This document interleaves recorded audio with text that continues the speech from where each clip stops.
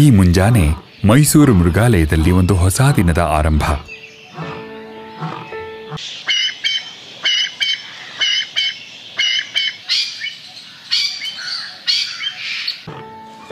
ನಮ್ಮ ಈ ಮೃಗಾಲಯ ಬಹಳ ಪುರಾತನವಾದ್ದು. 1892ರಲ್ಲಿ ಇದನ್ನು ಸ್ಥಾಪಿಸಿದವರು ಮೈಸೂರಿನ ಮಹಾರಾಜರಾದ ಶ್ರೀ ಚಾಮರಾಜೇಂದ್ರ ಒಡೆಯರವರು. ನಮ್ಮ ಮೃಗಾಲಯದ ದಿನಚರಿ ಹೇಗಿರುತ್ತೆ ಅನ್ನೋ ಒಂದು ಮಿನುಗು ನೋಟ ನೀಡುತ್ತೆ ಈ ಚಿತ್ರ. ಕೆಲವು ಮರೆಯಲಾಗದ ಪಾತ್ರಗಳನ್ನು ನಾವು ನಿಮಗೆ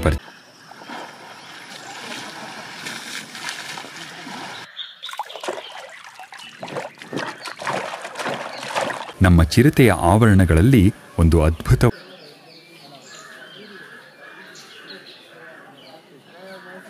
ಚಿರತೆ ಅತಿ ವೇಗವುಳ್ಳ ಪರಭಕ್ಷಕ ಇರಬಹುದು, ಆದರೆ ಅದರ ಪಕ್ಕದ ಆವರಣದಲ್ಲಿರೋ ಪ್ರಾಣಿ ಗಾಂಭೀರ್ಯದ ಸಂಕೇತ.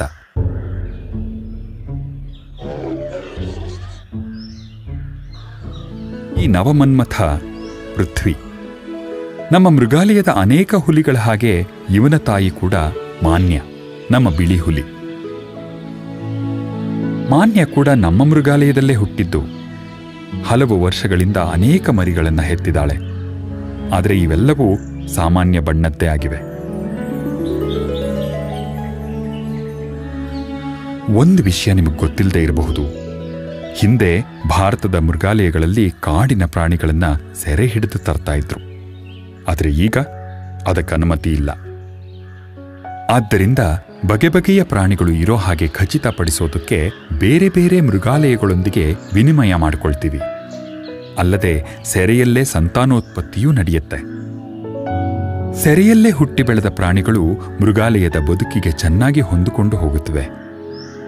ಅವುಗಳು ಆರೋಗ್ಯವಾಗಿ ಬೆಳೆಯೋದಕ್ಕೆ ಬೇಕಾಗಿರೋದು ಸರಿಯಾದ ಆರೈಕೆ, ವಿಶಾಲವಾಗಿರೋ ಜಾಗ ಮತ್ತು ಅವು ನೈಸರ್ಗಿಕವಾಗಿ ಜೀವಿಸೋ ಪ್ರದೇಶಗಳನ್ನು ಹೋಲುವ ಆವರಣಗಳು.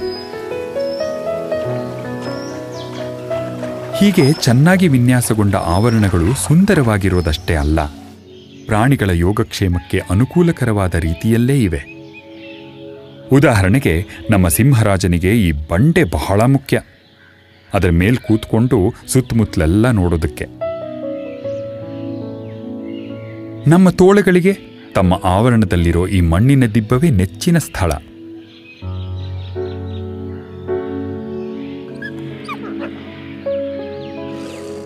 ಬಹುತೇಕ ಈ ಗುಂಪಿನ ಎಲ್ಲಾ ತೋಳಗಳು ನಮ್ಮ ಮೃಗಾಲಯದಲ್ಲೇ ಹುಟ್ಟು ಬೆಳೆದಿರೋದು.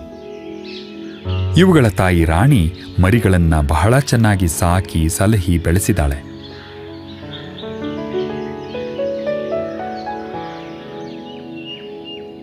ತೋಳಗಳ ಈ ಬದಿಯಲ್ಲಿರೋದೇ ಕೆನ್ನಾಯಿಗಳು. ಇವುಗಳು ತೋಳಗಳಿಗಿಂತ ಚಿಕ್ಕದಾಗಿರುತ್ತವೆ. ಮೂತಿ ಸಹ ಸಣ್ಣದಾಗಿರುತ್ತೆ.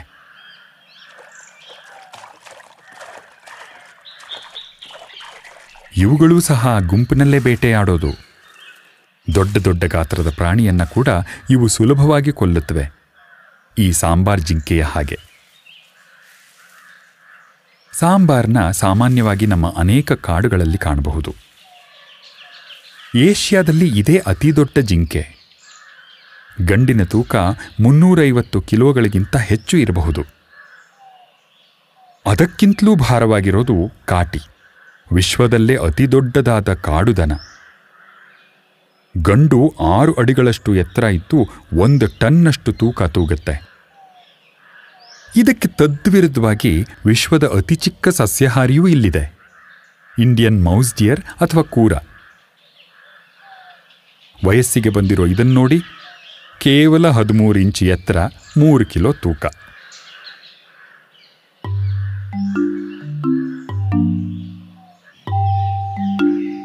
ಇತರ ಎಲ್ಲಾ ಪ್ರಾಣಿಗಳನ್ನು ಮೀರಿ ನಿಲ್ಲುತ್ತವೆ ವಿಶ್ವದ ಅತಿ ಎತ್ತರದ ಸಸ್ತನಿಗಳು. ಗಂಡು ಜಿರಾಫ್ 18 ಅಡಿಗಳಿಗಿಂತಲೂ ಎತ್ತರ ಬೆಳೆದು 2000 ಕೆಜಿಯಷ್ಟು ತೂಕ ಇರಬಹುದು. ಅಷ್ಟುದ್ದ ಕಾಲ್ಗಳಿರೋದ್ರಿಂದ ನೆಲದ ಮೇಲೆ ಏನನ್ನೂ ತಿನ್ನೋದು ತುಂಬಾ ಕಷ್ಟ. ಆದ್ರಿಂದಲೇ ಆಹಾರವನ್ನು ಕಂಬದ ಮೇಲೆ ಇರಿಸ್ತೀವಿ. ಜಿರಾಫ್ ತನ್ನ ನಾಲಿಗೆಯನ್ನು 18 ಇಂಚಷ್ಟು ಮುಂದೆ ಚಾಚಬಹುದು. ಹಾಗಾಗಿ ಅದು ಮೇಲಿರೋ ಎಲೆಗಳನ್ನು ಕೂಡ ಕಿತ್ತು ತಿನ್ನಬಹುದು. ನಮ್ಮ ಸಂಗ್ರಹದಲ್ಲಿರೋ ಬಹುತೇಕ ಜಿರಾಫ್ಗಳು ಇಲ್ಲೇ ಹುಟ್ಟಿ ಬೆಳೆದದ್ದು. ನಮ್ಮ ಮೃಗಾಲಯದಲ್ಲೇ ಅತಿ ಹೆಚ್ಚು ತೂಕದ ಪ್ರಾಣಿ ರ್ಯಾಂಬೋ, 4 ಟನ್ನಿನ ನಮ್ಮ ಆಫ್ರಿಕಾದ ಆನೆ. ರ್ಯಾಂಬೋ ಎಲ್ಲಿರುತ್ತೋ ಅಲ್ಲಿರುತ್ತೆ ಅವನ ಆಪ್ತ ಮಿತ್ರ ಈ ಬೆಳ್ಳಕ್ಕಿ.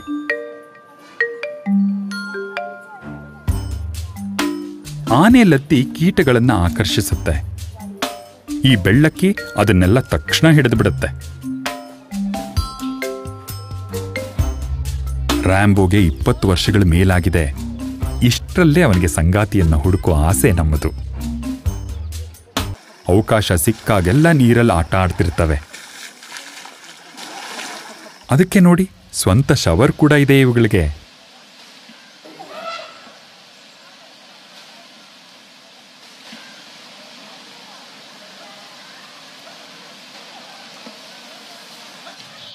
ಆನೆಗಳಿಗೆ ಅಪಾರ ಹಸಿವು. ದಿನವಿಡೀ ಆಹಾರ ಸರಬರಾಜು ಮಾಡ್ತಾನೇ ಇರಬೇಕು. ನಾವು ಅವುಗಳಿಗೆ ಬೇಯಿಸಿದ ಆಹಾರ, ಹಣ್ಣು, ತರಕಾರಿ, ಹುಲ್ಲು ಇವೆಲ್ಲ ಕೊಡ್ತೀವಿ.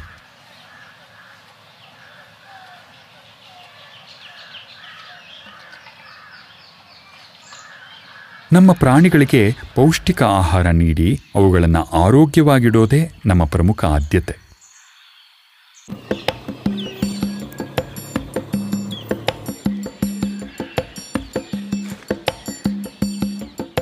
ಕೆಟ್ಟ ಹವಾಮಾನ, ಭೂಕಂಪ, ದಂಗೆ ಏನೇ ಇರಲಿ, ಪ್ರಾಣಿಗಳಿಗೆ ಆಹಾರ ಅಂತೂ ತಲುಪಿಸಲೇಬೇಕು.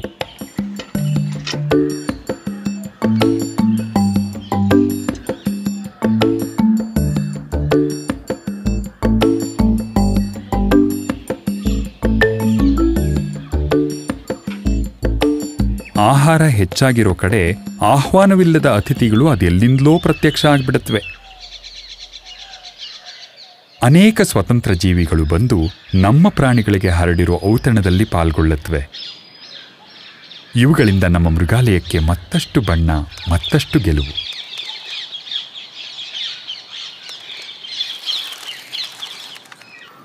ನಮ್ಮ ಕೆಲವು ಪ್ರಾಣಿ ಪಕ್ಷಿಗಳಿಗೆ ವಿಶೇಷ ಆಹಾರ ಬೇಕು. ಈ ಸ್ಕಾರ್ಲೆಟ್ ಐಬಿಸ್ಗಳಿಗೆ ಬೆರಗುಗೊಳಿಸುವಂಥ ಬಣ್ಣ ಬರೋದೇ ಅವುಗಳ ಆಹಾರದಲ್ಲಿರೋ ಬೀಟಾ ಕ್ಯಾರಟೀನ್ನಿಂದ. ಹಾಗಾಗಿ ಅವುಗಳನ್ನು ಹೀಗೆಯೇ ಸುಂದರವಾಗಿರಿಸೋದಕ್ಕೆ ನಾವು ಸೀಗಡಿ ಮತ್ತು ಕ್ಯಾರೆಟ್ ಕೊಡ್ತೀವಿ.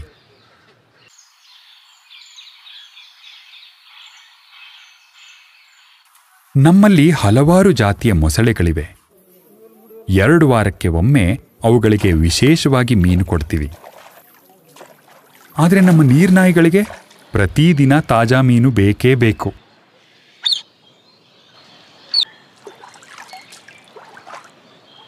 ಮೃಗಾಲಯದ ಪ್ರಾಣಿಗಳನ್ನು ಕೇವಲ ಮಾನವ ಅಭಿಮಾನಿಗಳ ಜೊತೆ ಸ್ಪಂದಿಸ್ತಾನೆ.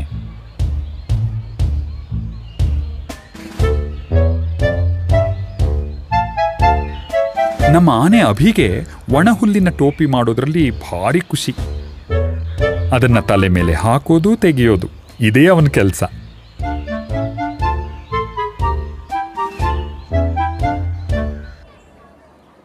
ಈ ಉಷ್ಟ್ರಪಕ್ಷಿ ಜೋಡಿ ನೋಡೋಕೆ ಸಂತೋಷವಾಗಿರುವ ದಂಪತಿಗಳ ಹಾಗೆ ಕಂಡ್ರೂ ಈ ಗಂಡು ತನ್ನ ಪಾಲಕನನ್ನೂ ಜೀವನ ಸಂಗಾತಿ ಅಂತಾನೇ ಭಾವಿಸ್ತಾನೆ.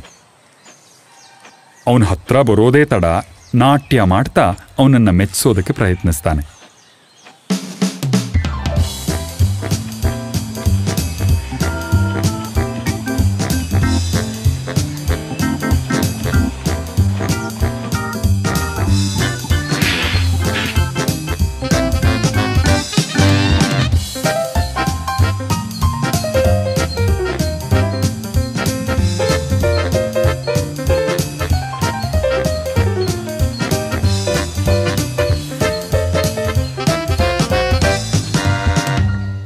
ನಮ್ಮ ಕರಡಿಗಳಾದ ಗಣೇಶ ಮತ್ತು ದುರ್ಗಿಗೂ ಸಹ ತಮ್ಮದೇ ಆದ ವಿಶಿಷ್ಟ ವ್ಯಕ್ತಿತ್ವಗಳಿವೆ.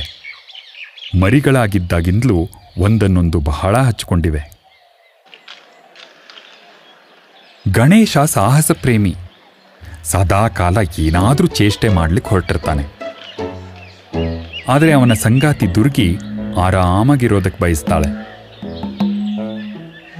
ಗಣೇಶನಿಗೆ ಬೇಸರ ಆದ್ರೆ ದುರ್ಗಿಯನ್ನ ಪುಸಲಾಯಿಸಿ ಇವನ್ ಜೊತೆ ಕುಸ್ತಿ ಆಟಕ್ಕೆ ಎಳಿತಾನೆ.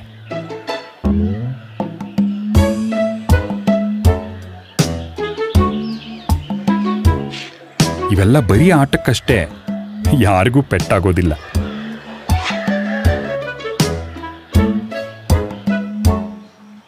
ನಿಮಗೆ ಆಶ್ಚರ್ಯ ಆಗಬಹುದು, ಮೃಗಾಲಯದ ನಮ್ಮ ಈ ಪ್ರಾಣಿಗಳು ಎಷ್ಟು ಬುದ್ಧಿವಂತರು ಅಂತ.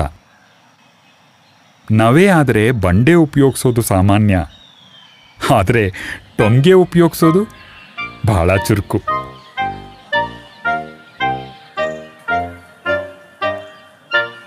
ಸ್ನಾನದ ಸಮಯ ಸರಿಯಾಗಿ ಗೊತ್ತು, ಯಾರೂ ಹೇಳೋದೇ ಬೇಡ ಅವನಿಗೆ.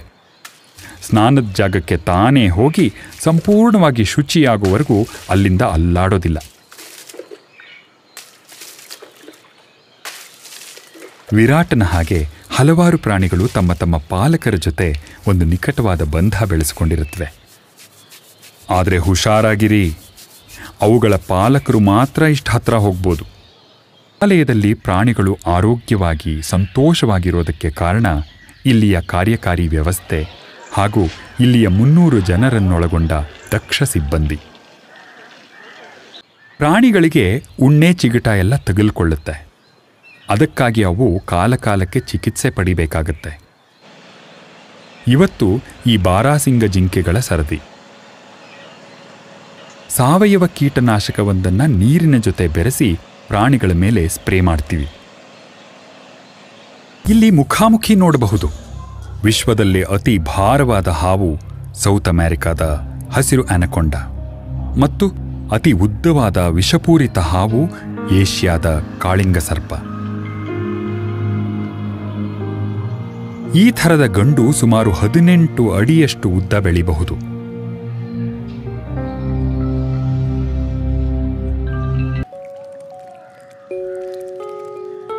ಇಲ್ಲಿ ಮುಖ್ಯ ಆಕರ್ಷಣೆ ಅಂದರೆ ಕಪ್ಪು ಹಂಸಗಳು. ದೊಡ್ಡ ಸಸ್ಯಾಹಾರಿಗಳು ಧಾರಾಳವಾಗಿ ತಿನ್ನುತ್ತವೆ. ಆಮೇಲೆ ಏನಾಗುತ್ತೆ ಗೊತ್ತಲ್ಲ, ಒಳಗೆ ಹೋಗಿದ್ದು ಆಚೆ ಬರಲೇಬೇಕು. ಎಲ್ಲಾನು ಸರಿಯಾಗಿ ನೋಡಬಹುದು.